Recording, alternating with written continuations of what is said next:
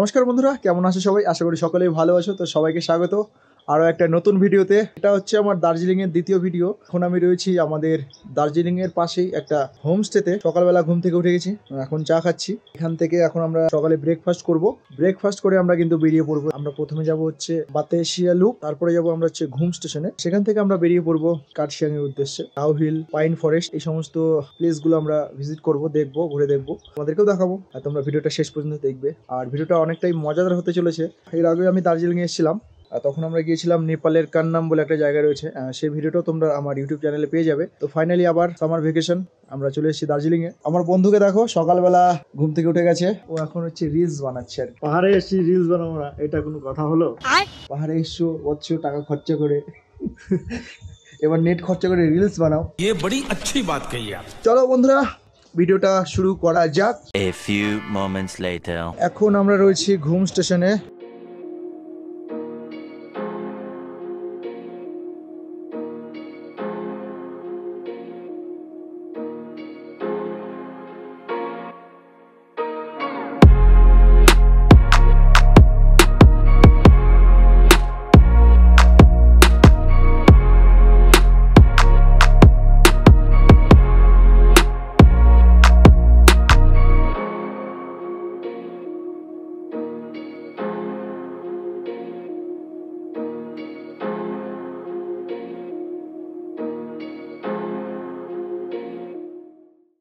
এই মুহূর্তে আমি দাঁড়িয়ে রয়েছি পৃথিবীর সবচেয়ে উঁচু যে রেল স্টেশন রয়েছে, ঘুম রেল স্টেশন। সেখানে ঘুম স্টেশন ৭,৪০৭ ফিট উঁচুতে আর কি। এই সাইডে রয়েছে একটা রেলের ইঞ্জিন।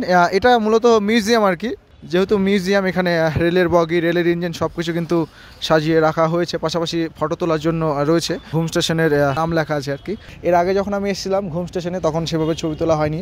আর এখন যেটা রয়েছে এটা হচ্ছে মিউজিয়াম। মিউজিয়ামে ঢুকতে গেলে 20 টাকা করে টিকিট কাটতে হয়। আর এই হলো টয় ট্রেনের ইঞ্জিন।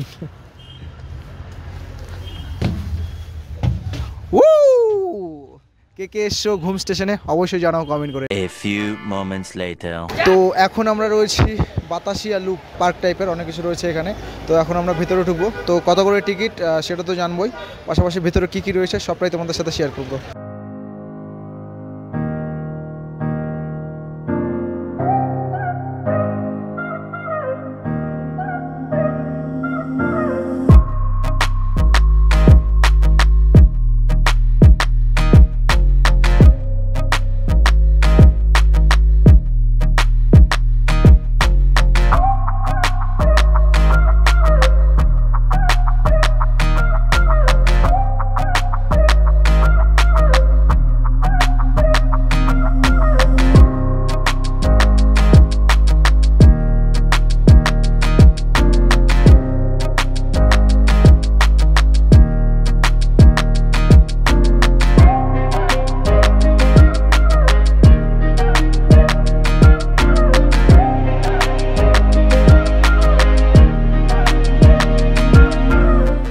চলে এলাম বাতাসিয়া লুপ। এখানে ঢুকতে গেলে তোমাদেরকে টিকিট কাটতে হবে, পার হেড 50 টাকা করে। 10 বছরের উপরে যারা বাচ্চারা রয়েছে তাদেরও কিন্তু টিকিট লাগবে। নেপালি ড্রেস পরে নিয়ে ছবি টবি তুলছে আর কি। ফটোশুট হচ্ছে, এটার জন্য হয়তো এক্সট্রা করে পে করতে হয়। भैया कितना करके टिकट? आपके लिए 100 रुपया। हम स्पेशल कस्टमर है। आप 100 रुपया में पे 100 रुपये में दो? 50। 100 रुपये में दो? ना 100 रुपया में एक, बाकी लोग को 50। हमारा नेपाली लोग का ट्रेडिशनल ड्रेस है, कॉटन या सिल्क में बनता है, पर अभी वेलवेट में बना है। आप लोग के लिए फोटो अच्छा आता है, लॉन्ग लास्टिंग है, लाइफ ज़्यादा है इसका कपड़े का, इसीलिए वेलवेट में बना है। चाहे वो ड्रेस पहनो उधर पे, ज़्यादा ब्लॉक मत बनाओ। गजब बेइज्जती है। তো আমরা এখন রয়েছি বাতাসিয়া লুপে। এখানে ছোটো মোটো একটা বাজারও রয়েছে যেখানে কেনাকাটা করতে পারবে তোমরা। আর এই সাইডে হচ্ছে তোমার ওয়ার মেমোরিয়াল রয়েছে, শহীদদের স্মরণে ওয়ার মেমোরিয়াল রয়েছে কিন্তু এখানে। হ্যাঁ মিঠুন, কেমন লাগছে? ভালো লাগছে। আমরা এখানে এসে আগে কোনো দিন আসিনি, আজ এবারে নতুন আসলাম, খুবই ভালো লাগছে দেখে জায়গাটা। হ্যাঁ সত্যি খুব ভালো জায়গা। আর নেপালি ট্রেডিশনের যারা ড্রেস পরে ছবি টবি তুলছে আর কি। আর এখানে কিন্তু রীতিমতো একটা মার্কেট রয়েছে আর কি, যেখান থেকে তোমরা কেনাকাটা করতে পারবে।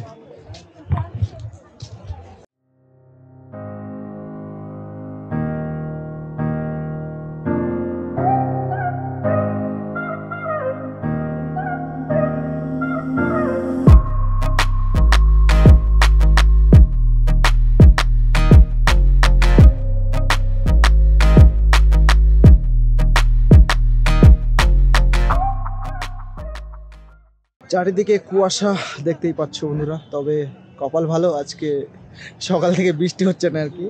তো কালকে তো বৃষ্টি হচ্ছিল, আজকে বৃষ্টি হচ্ছে না এই এখন পর্যন্ত আর কি। এরপরে কি হবে বলা মুশকিল। আর আমার পেছনে দেখো দার্জিলিং, চারিদিকে কুয়াশায় ভরে গেছে আর কি। রয়েছে ছবি তোলার মতন অনেক কিছুই রয়েছে বাতাসিয়া লুপে। তো আমাদের ঘোরা কমপ্লিট হয়ে গেল, আমরা এখন এখান থেকে বেরোচ্ছি।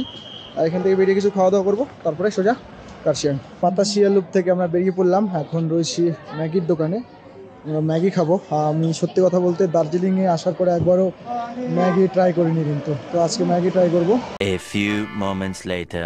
अभी हम लोग खा रहे हैं मैगी और ऊपर से ডিম है, ডিম আছে, সেদ্ধ ডিম কেটে দিয়েছে। আর এটা হচ্ছে তোমার 50 টাকা করে প্লেট ম্যাগি, আর ডিমের জন্য এক্সট্রা করে 10 টাকা করে নিল আমাদের কাছ থেকে। বলো কি তুমি সত্যি বলছো? ঘড়ির কাঁটাতে এখন বাজে 9:40 আর আমরা বেরিয়ে পড়েছি দার্জিলিং থেকে কার্শিয়াংয়ের উদ্দেশ্যে।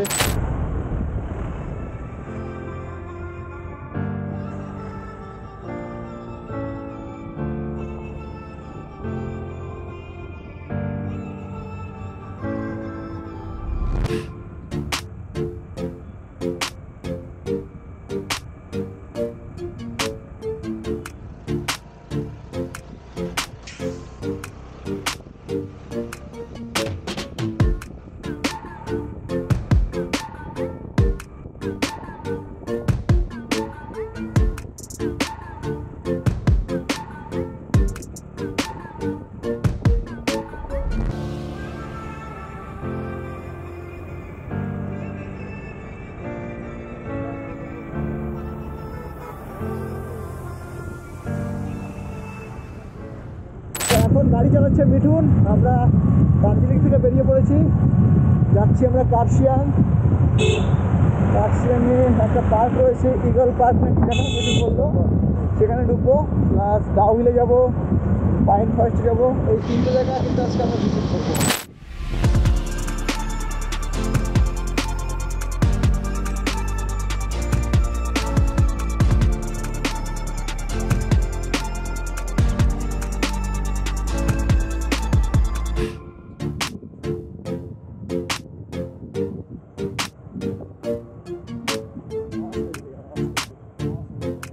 তো বন্ধুরা চলে এলাম দার্জিলিং থেকে কার্শিয়াংয়ে, এখন আমরা কার্শিয়াংয়ে রয়েছি। এখানে একটা বজরংবলী মানে হনুমানজির একটা বিশাল বড় মূর্তি রয়েছে। তোমরা যারা কার্শিয়াংয়ে এসছো ঘুরতে তারা অবশ্যই জানো। তো সেই মূর্তিটা দেখতেই আমরা এখানে এলাম। আজকে আমার গাইড মিঠুন গাইড করে করে নিয়ে যাচ্ছে যেখান থেকে হনুমানজির ছবিটা অনেক ভালো আসবে। ওই যে ওই পাশে দেখছো হনুমান ঠাকুরের সুবিশাল মূর্তি, এটা চলো সামনে থেকে তোমাদেরকে দেখাই। সামনে থেকে দেখতে আরও বেশি ভালো লাগবে আশা করি। আর আমরা কিন্তু এখন চা বাগানের মধ্য দিয়ে হেঁটে যাচ্ছি। তো এই হলো হনুমানজির মূর্তি, বিশাল বড় মূর্তি। এখান থেকে হয়তো ছোট দেখা যাচ্ছে কিন্তু না, এটা অনেক বড় মূর্তি। আর এই মুহূর্তে আমরা রয়েছি কার্শিয়াংয়ে, আর অনেকে কিন্তু এখানে ঘুরতে আসে, আমরা ঘুরতে এসেছি। আর এখান থেকে আমরা যাবো হচ্ছে ডাউহিলে। মিঠুনটা একদম হেলমেট পরে, সেফ ড্রাইভ সেফ লাইফ, মুখ্যমন্ত্রীর অনেক বড় ভক্ত। তো আমরা যেখানে রয়েছি এটা কিন্তু একটা চা বাগান, আর নিচ দিয়ে রাস্তা রয়েছে। আর এখানকার রাস্তাটা এত মানে কি বলবো, এত খারাপ রাস্তা, বাপরে বাপ। মিঠুনের স্কুটি হচ্ছে 110 সিসির, আর ওর স্কুটির একদম হাওয়া বেরিয়ে যাচ্ছে আর কি। আর যেহেতু আমি চালাচ্ছি, মানে কি বলবো, কখন মনে হচ্ছে যে স্টার্ট বন্ধ হয়ে যাবে আর পিছন থেকে মায়ের ভোগে চলে যাবো। তো না, মিঠুনের স্কুটি ভালো সার্ভিস দিচ্ছে আমাদেরকে।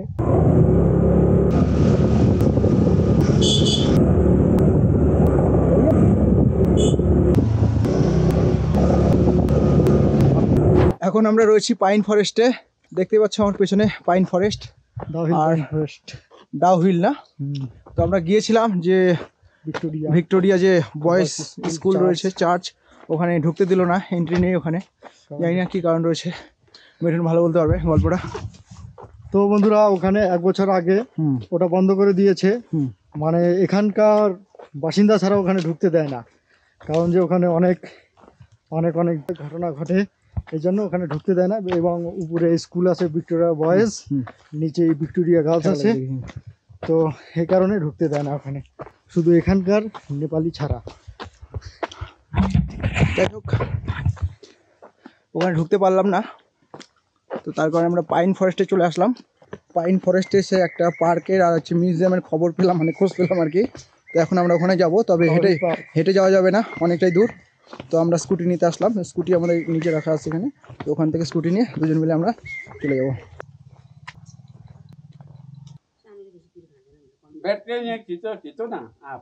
আমরা এতক্ষণ ছিলাম মিউজিয়ামের ভিতরে। এটা হচ্ছে ফরেস্ট ডিপার্টমেন্টের আন্ডারে যেহেতু, তো এখানে ছবি টবি ভিডিও অ্যালাউ করে না। তো বাপরে বাপ, ভিতরে যা দেখলাম বলার মতো না। বড় বড় বাইচনের মাথা, সিংহর মাথা, মোষের মাথা, পাইথন, লেপার্ড, অনেক কিছু পুরানো জিনিস যারা এখানে সংরক্ষণ করে রেখেছে আর কি, মিউজিয়ামে রেখে দিয়েছে। কিন্তু অনেক গাছের গুড়ি, ফটোগ্রাফি, ভিডিওগ্রাফি এখানে অ্যালাউ নেই, তার জন্য দেখাতে পারলাম না। তবে অনেক কিছু রয়েছে, যারা আসতে চাও অবশ্যই আসতে পারো। মিউজিয়ামটা এটার মধ্যে দোতলা মিউজিয়াম, কিন্তু নিচের দিকে কাঠের সমস্ত জিনিসপত্র রয়েছে, আর উপরের দিকে হচ্ছে জীবজন্তু সব কঙ্কালগুলো রয়েছে আর কি, বেশ সুন্দর।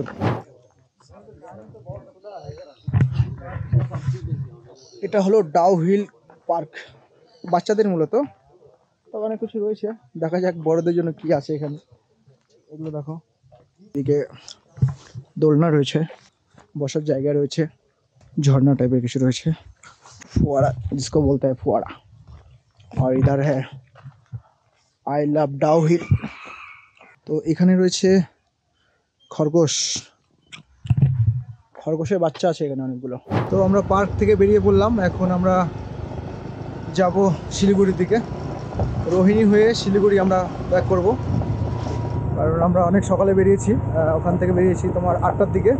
8টার দিকে প্রথমে যাই হচ্ছে বাতাসিয়া লুপ, তারপরে ঘুম স্টেশনে যাই, তারপরে ওখান থেকে সোজা চলে আসি কার্শিয়াং।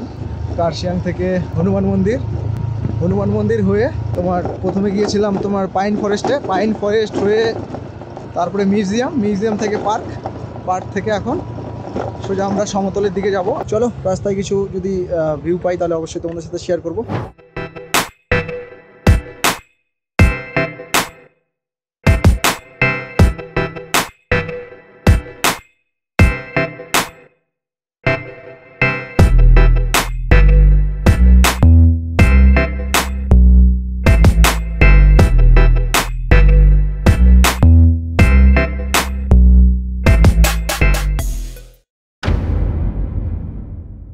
তো বন্ধুরা, এই ছিল আমার দার্জিলিং ঘুরতে যাওয়ার ভিডিও। তো দার্জিলিংয়ে গিয়ে কত টাকা আমার খরচা হলো সেটাই তোমাদের সাথে শেয়ার করছি। তো কোথাও ঘুরতে গেলে মূলত 3 দিক থেকে খরচ হয়, সেটা হচ্ছে যাতায়াত, খাওয়া দাওয়া আর থাকা। তো প্রথমে আসি যাতায়াতের খরচায়। তো আমি যেহেতু গঙ্গারামপুর থেকে শিলিগুড়ি অবধি গিয়েছিলাম বাসে, আর সেখান থেকে গিয়েছিলাম স্কুটিতে করে দার্জিলিংয়ে।